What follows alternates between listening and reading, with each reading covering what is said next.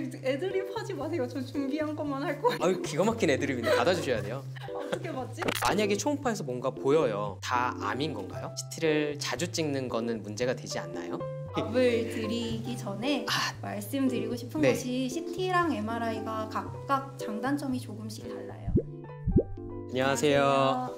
여러 간들에 대해 간드러지게 알려드리는 간들입니다. 이번 시간에는 영상의학과 유정인 교수님을 모시고 영상의학과란 무엇인가, 그리고 영상의학과에서 시행하는 여러 가지 영상 검사들에 대해서 살펴보도록 하겠습니다. 안녕하세요. 안녕하세요. 저는 영상의학과 진료교수 유정인이라고 합니다. 선생님, 영상의학과는 뭔가요? 엑스레이 찍는 거. CT나 MRI, 초음파, 엑스레이 이런 영상 검사를 이용해서 질병을 찾아내고 그에 맞는 정확한 치료 방향을 정할 수 있도록 진료과를 안내하고 도와주는 역할을 하는 곳이 바로 영상의학과입니다.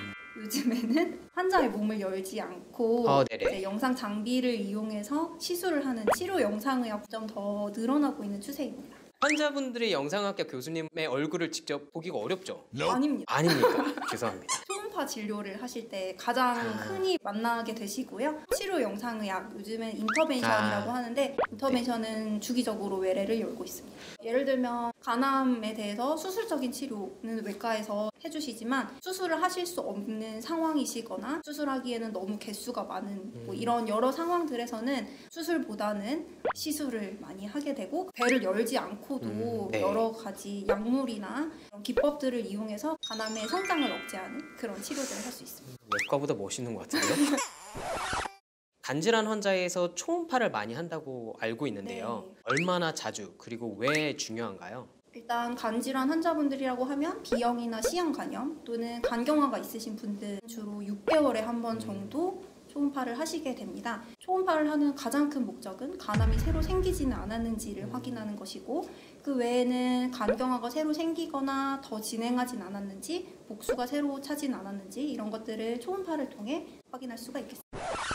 만약에 초음파에서 뭔가 보여요. 네. 보이는 게 다 암인 건가요? 그렇지는 않습니다. 하지만 딱 한 가지 검사만으로 간암을 바로 진단할 수 있다면 얼마나 간단하고 좋겠지만 안타깝게도 현재로서는 그런 방법은 없는 상태이고요. 비교적 다른 검사에 비해서 간단하고 검사 시간이 짧다는 장점이 있어서 일단은 초음파로 간에 뭔가 새로 생기지는 않았는지를 1차적으로 하는 검사이고요.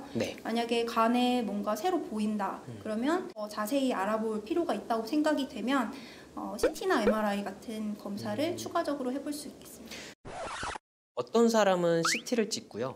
또 어떤 사람은 MRI를 찍고 둘 다 찍는 경우도 있더라고요. CT랑 MRI가 각각 장단점이 조금씩 달라요. CT는 좀 더 가격이 저렴하고 검사 시간이 짧다는 장점이 있어서 더 쉽게 접근할 수 있는 측면이 있고요. 보통은 이제 CT를 찍고 CT상에서도 간암이 의심이 되면 이제는 더 정밀하게 MRI를 찍어서 간암이 몇 개 있는지, 그다음에 크기가 어느 정도인지, 위치가 어디인지를 파악해서 이를 토대로 치료 계획을 세우게 되고요. CT와 MRI의 장단점을 다 고려하고 환자분이 처한 그런 임상적인 상황을 고려해서 종합적으로 정해야 되는 문제인 것 같습니다. MRI라고 해서 무조건 CT보다 좋다, 이런 거는 좀 잘못된 개념이군요. 네, 그렇지는 않고. 간절제 환자 혹은 간이식, CT를 자주 찍는 거는 문제가 되지 않나요? 보통 수술 후에 초기에는 한 3개월에서 6개월에 한 번 정도, 그리고 안정기에 접어드신 다음에는 6개월에 한 번 정도를 찍으시게 되는데 환자분의 상태에 따라서 스케줄은 얼마든지 조절이 가능한 부분이고요. CT를 자주 찍으신다고 하면 CT를 찍을 때 나오는 방사능 때문에 걱정들 많이 하시거든요. 최근에 CT 장비가 정말 많이 발전을 하면서 아주 최소한의 방사능으로도 검사가 가능해졌어요. 이렇게 간이식 또는 간절제 수술을 받으신 환자분들은 주기적으로 CT로 추적 관찰을 하면서 얻을 수 있는 의학적인 이득이 훨씬 더 많기 때문에 너무 걱정 마시고 안 찍어서 생기는 간암의 재발이나 간의 문제가 더 문제가 되겠군요. CT를 찍을 때 특별한 준비 과정이 필요할까요? 간 CT를 찍으시기 전에는 6시간 동안 금식이 필요하시고 물도 먹으면 안 되는 건가요? 원칙적으로는 복부 CT는 물도 안 드시는 게 좋고 약을 꼭 드셔야 되는 네. 환자분이면 소량의 물과 약은 드셔도 됩니다. 그건 왜 그래요, 근데? 찍는 과정에서는 조영제 주사를 맞으시게 네. 돼요. 조영제가 들어가면서 혹시 구토를 하게 됐을 때 흡인성 폐렴 등의 네. 위험이 있기 때문에 위를 비워두기 위해서 금식을 하게 됩니다.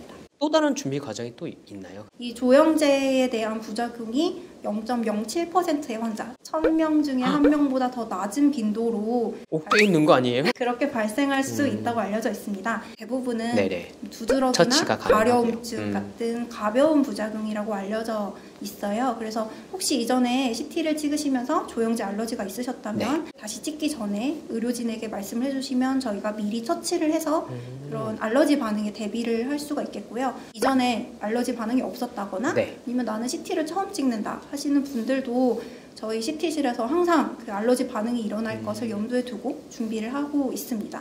마지막으로 신장 기능이 안 좋으신 분들, 콩팥 안 좋으신 분들은 CT를 잘 안 찍거나 되도록이면 자제하거든요. 왜냐하면은 조영제가 신장에 무리가 좀 갈 수가 있기 때문에 그런 분들은 이제 꼭 필요한 경우에는 무리가 가지 않도록 최소화하는 방향으로 처치를 하고 CT를 촬영할 수 있겠습니다. 이게 꼭 필요한 경우에는 전처치나 이런 걸로 피해를 최소화할 수 있다는 뜻이군요.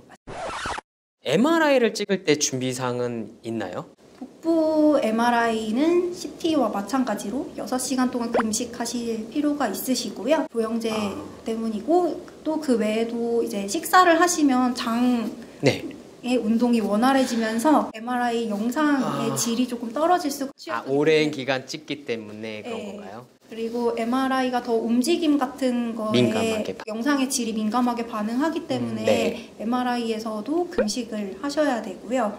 금속에도 영향을 받을 수가 있어요. 맞아요. 저번에 환자 들어가는데 시계나 목걸이 이런 거 다 빼고 들어가더라고요. 체내 심장 박동기 같은 금속 물질을 가지고 계신 분들, 임신하셨거나 폐소공포증이 있으시거나 심장 기능이 안 좋으시거나 조영제 알러지가 있으신 분들은 MRI 촬영 전에 담당 의료진과 충분히 상의하시는 것이 좋겠습니다. 간이식 환자에서 좀 초점을 맞춰서 말씀을 좀 해주세요. 수술하고 나서도 초음파를 이거 왜 이렇게 자주 찍나요? 라고 물어보세요. 가장 큰 목적은 이식된 간의 혈관 상태를 알기 위해서이고요. 환자분이 원래 가지고 계시던 혈관과 새로 이식하는 간의 혈관을 연결해 주시잖아요. 의과에서. 그리고 그 연결 부위가 굉장히 중요하기 때문에 확인하기 위해서 자주 초음파를 하게 됩니다. 혈전 같은 거 생기는 것도 보이나요? 초음파에서? 초음파에서 잘 보입니다. 복수가 차고 그러는 것도 초음파로 확인하고 복수를 빼기도 하고 그러잖아요. 간이식 환자분들에게 있어서는 영상의학과 교수님들이 매우 필요합니다. 많은 도움을 주시는 영상의학과 교수님 입장으로서 환자와 보호자분들께 당부의 말씀 있을까요? 추적 관찰을 잘해라. 안정기에 접어들었다고 생각하시고 외래 예약된 검사에 안 나타나실 때도 있고 그러셔서 좀 걱정될 때도 있고. 초음파를 받게 되면 선생님 뵐 수 있는 건가요? 네.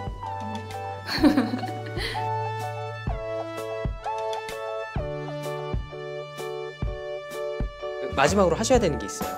좋아요, 구독 꾹꾹 눌러주세요. 끝난 거예요. 금방 끝나죠?